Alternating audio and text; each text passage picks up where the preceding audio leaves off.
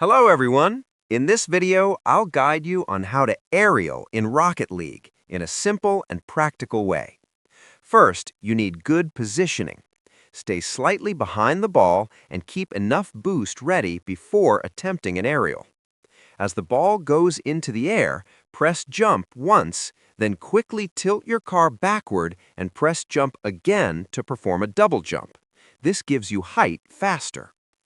Right after leaving the ground, hold boost while adjusting your car in the air. Use small movements on your joystick or directional keys to control your angle. Do not hold boost the entire time without control, because that wastes boost and throws off accuracy. Timing is everything. Try to meet the ball at its peak or just before it starts dropping.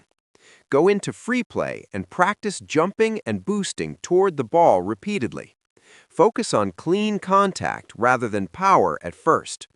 With consistent practice and better boost management, your aerials will become faster, more accurate, and much more effective in real matches.